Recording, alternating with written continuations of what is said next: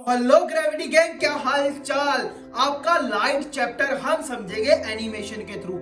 सबसे पहले हमें समझना जरूरी है लाइट बनती कहां से है, फॉर्म कहां से होती है। तो इसके लिए चलते हैं हम सोलर सिस्टम में। यहां पर आप देख पा रहे हो सन सेंटर में है और बाकी प्लेनेट उसके अराउंड क्या लगा रहे हैं, चक्कर लगा रहे हैं। तो बेसिकली हमारे लिए जो प्राइमरी सोर्स है लाइट का वो कहीं ना कहीं सन है। अब सन कैसे लाइट फॉर्म करता है वो समझना काफी ज्यादा जरूरी है। तो ये रहा आपका सन। इसको हम चलते हैं कोर के बीच में। सन की कोर हमारे पास क्या होता है, उसका सेंटर का हिस्सा जो कि काफी ज्यादा गर्म है, काफी ज्यादा हीट उसमें मौजूद है। तो बेसिकली आपको पता है जो सन उसका साइज काफी ज्यादा बड़ा है। तो साइज बड़ा होने के कारण उसका ग्रेविटेशनल पुल क्या होगा, काफी स्ट्रॉन्ग होगा, जो आप यहां पर देख पा रहे हो।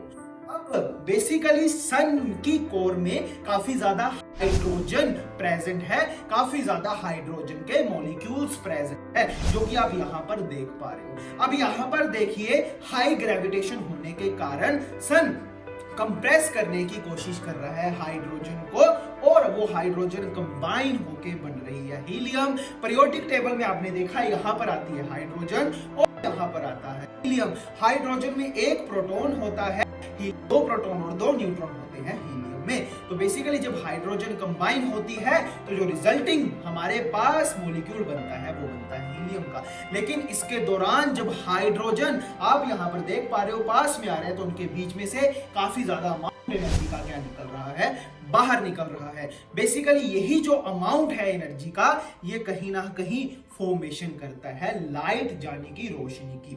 तो बेसिकली जब ये हाइड्रोजन एटम कंबाइन होंगे, इनके बीच का जो एनर्जी है वो निकलेगा बाहर, और यही एनर्जी हमारे पास ट्रेवल करती है एज अ लाइट। तो ऐसे जो हमारा सन है वो फॉर्म करता है लाइट को। कैसे?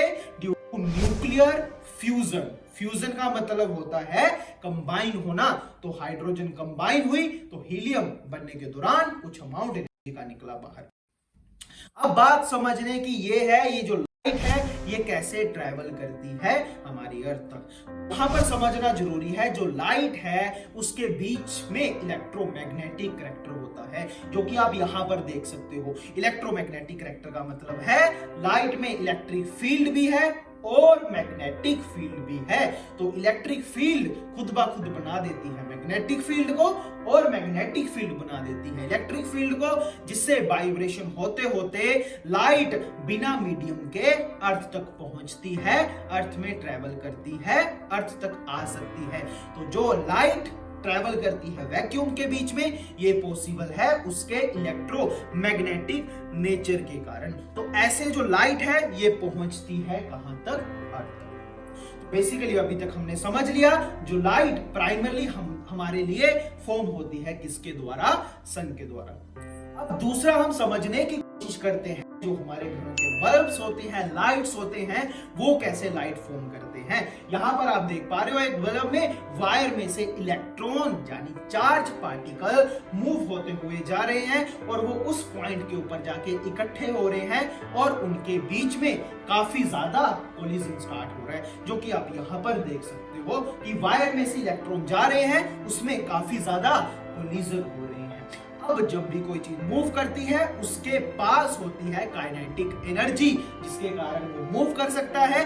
जैसे वो कोलाइड करेंगे उनकी काइनेटिक एनर्जी कन्वर्ट हो जाएगी थर्मल यानी हीट एनर्जी में। तो जो कोलिजन होगा तो हमारे पास वो बाहर एनर्जी निकालना शुरू कर देंगे। इसको आप समझ सकते हो, कोलिजन के दौरान एनर्जी एक इलेक्ट्रॉन को मिलेगी, वो अपनी लोअर स्टेट से एक्साइटेड स्टेट जाएगा। यहां पर आपके सामने एक एटम है, उसमें आप दो ऑर्बिट देख सकते हो। एक ऑर्बिट अंदर वाला यानी इनर ऑर्बिट है, एक ऑर्बिट बाहर वाला यानी आउटर ऑर्बिट है। तो इसके दौरान जो एनर्जी लेके इलेक्ट्रॉन इस कम वाले ऑर्बिट से ज्यादा हाई एनर्जी वाले ऑर्बिट पे जाएगा, वहां पर जाके वो हो जाता है अनस्टेबल। स्टेबल होने के लिए वो वहां से क्या आएगा, वापिस आएगा नीचे, और जो एनर्जी उसने ली थी वो एनर्जी क्या निकाल देगा, वो बाहर निकाल देगा, और ये एनर्जी हमारे पास एज अ लाइट निकलती है। तो जो आपके बल्ब ग्लो करते हैं, जो ट्यूब लाइट्स ग्लो करती हैं, वो करती हैं इसके कारण। तो हमने दो चीजें समझी हैं, एक एनर्जी कैसे प्रोड्यूस होती है सन से और उससे लाइट बनती है कैसे कि सन हमारे पास न्यूक्लियर फ्यूजन करवाता है। दूसरी हमने चीज समझी है जो हमारे घरों के बल्ब्स होते हैं वहां पर जो लाइट बनती है वो किसके कारण बनती है, due to collisions of the electrons. Electron का जितना कोलिजन होगा उतने ही ज्यादा हमारे पास लाइट क्या निकलेगी बाहर। ऐसे ही एनिमेशन से समझने के लिए सब्सक्राइब करें ब्रेन गेन बाय अनअकैडमी को।